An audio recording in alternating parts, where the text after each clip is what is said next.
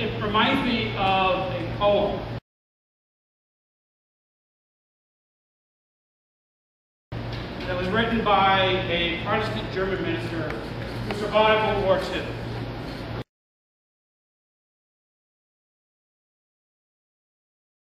They came for the communists, and I did nothing. They came for the Jews. I did nothing. They came for the trade unions. I did nothing.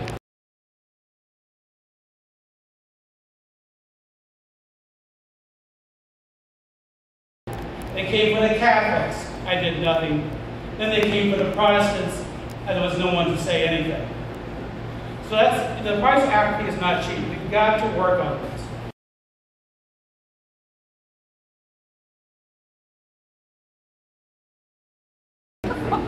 My name is Shepard. I'm the Assistant to the State Director on the Americans for Fair Taxation, the FairTax folks. The banner you see behind me is a reference to the national organization, which is we're trying to get something done at the national level. And we're going to talk a little bit about a solution to our property tax problems here in the state, and maybe solve a lot of other problems at the same time. Well, one thing, people who know me have heard me talk about this before, and a lot of folks maybe heard this before. Does anyone in here know how to boil a frog? Boil a frog? Well, the story goes that if you take a pot of boiling water and you drop the frog in the water, he will leap out. He may be severely injured, but he will leap out of that little pot of water. But if you put the frog in just room temperature water and you gradually crank up the heat just a little bit at a time, you'll cook the frog because you'll never know what happened to him. Well, I think this time they turned the heat up too high, and we noticed.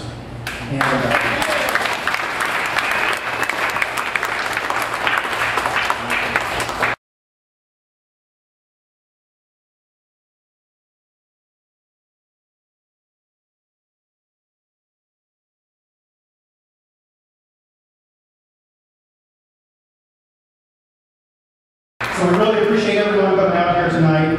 I want to make sure that everyone understands there is a distinction between the what we're largely going to be talking about here, the state fair tax movement versus the national movement. Obviously, this has come together very, very quickly, and we're a little bit surprised and very thankful for the response we've gotten. The other thing I wanted to add is that going back to the founding fathers of our country,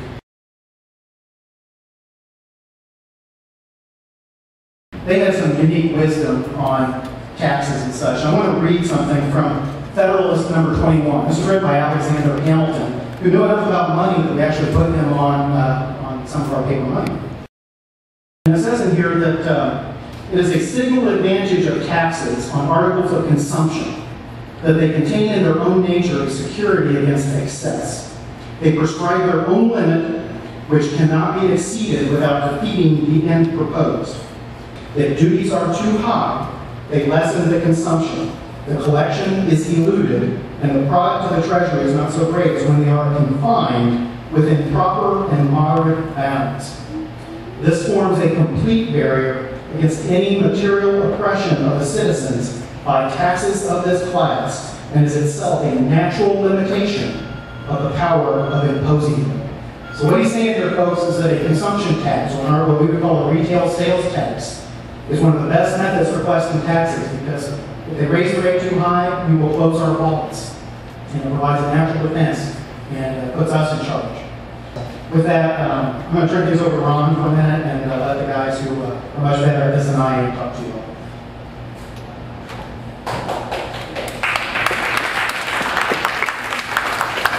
Thank you very much, everybody.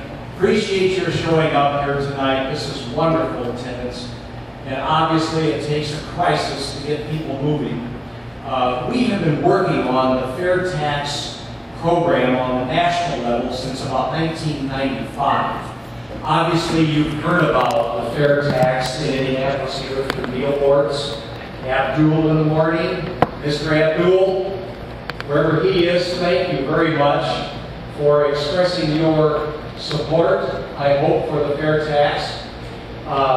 We have worked with the state government and the federal government. I have made hundreds of calls to our congressman here in Indiana. Right now we have Congressman Burton and his representatives here tonight. Thank you very much. And we also have Congressman Pence as a supporter, totaling now 63, including Congressman Linder, the original sponsor of the plan. So please, all of you, if you can, call your congressman. We don't care if it's Republican or Democrat. We want to eliminate the income tax code totally, and the IRS. We also want to eliminate property tax, corporate income tax, and the state income tax.